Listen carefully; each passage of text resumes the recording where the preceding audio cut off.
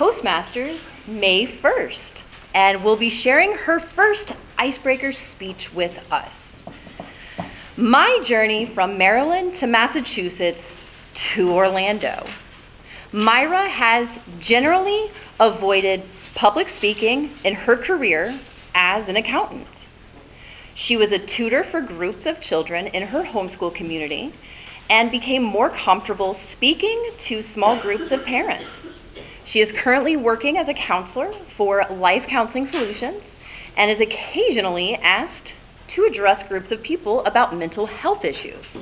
She joined Toastmasters to become more proficient and comfortable speaking to groups of 20 to 60. Here's Toastmaster Myra Furey.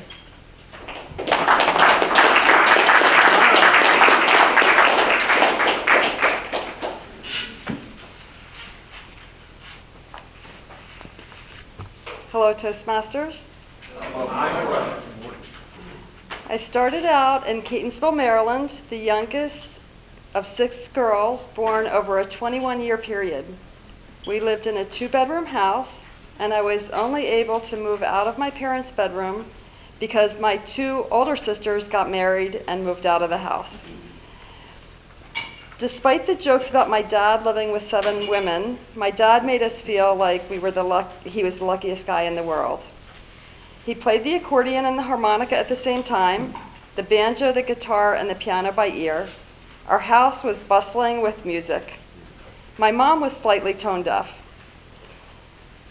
I benefited from the wisdom and experiences of my older sisters, but it also had a downside because every few years, one of my favorite sisters was moving out. After all my sisters moved out, I became an angry teenager. My parents told me that they could not afford to help me with college costs, so I went to a bank and obtained a loan and moved to Massachusetts and went to a small Christian college where most of my sisters had attended. This is where I met my husband. My real desire was to go to Northeastern University, so I went to work for a company that had tuition reimbursement and transferred to Northeastern University, where I graduated with an accounting degree and then went to work for one of the Big 8 accounting firms in downtown Boston. My husband and I were married in Massachusetts during a time when the cost of housing was soaring. A friend living in Orlando mentioned a job opening in a newspaper. I'm not old. My husband took a position at a consulting firm working with Disney, and in 1990 we took a deep breath, a small overpacked U-Haul, and made the big move to Orlando. I soon secured an accounting job with Rollins College.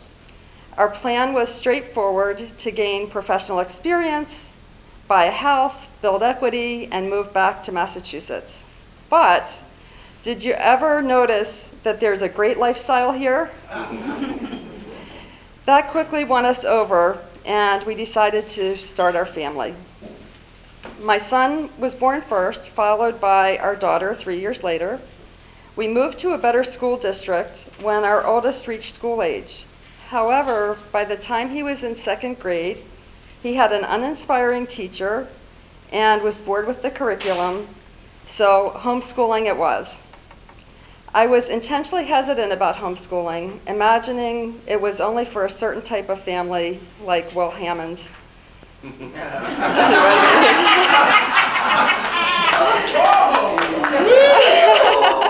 Just kidding. I think long denim dresses.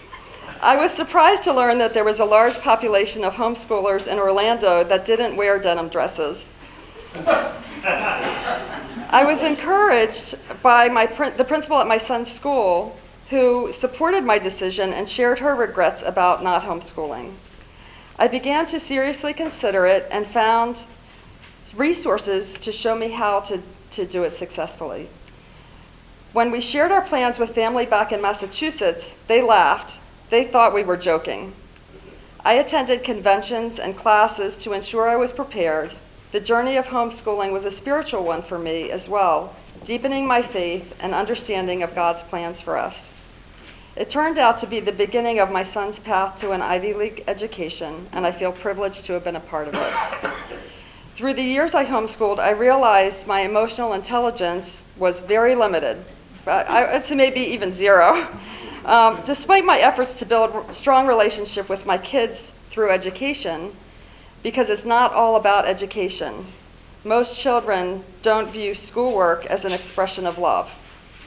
Children need the freedom to make mistakes, to learn from them, and to experience the world on their own terms. I discovered that my sacrifices in giving up my career were not fully appreciated by my children, but they turned out pretty well in spite of my misguided efforts. We tried the Panhandle of Florida for 5 years where our family grew. I had another son. While the Panhandle did offer a slower pace of life and beautiful beaches, it also meant challenges with regard to homeschooling and socializing.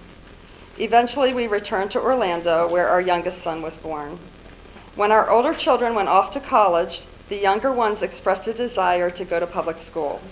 So we made the transition, and I found an opportunity to pursue my own academic and professional goals. 20 years of homeschooling had taught me a great deal about emotions, relationships, and family dynamics. I decided to study marriage, couple, and family therapy to help others with the insights I had gained and the mistakes I had made. I wanted to help people develop emotional intelligence, manage their anger, and connect meaningfully with others. I wanted to teach them how to balance marriage amidst challenges, overcome fears, and develop a growth mindset. I feel like I am at the beginning of my second lifetime. Reflecting on my journey, I have distilled what I have experienced as a few priorities. Be kind and enjoy life. Trust God and give others grace. Know yourself and live in the present. Be intentional about connecting, but set boundaries. Take action. Get outside and have fun. And most of all, be at peace. Even though I feel like I am at the beginning of my second lifetime, I still have hope for a third, and I'm looking forward to what comes next. Very good.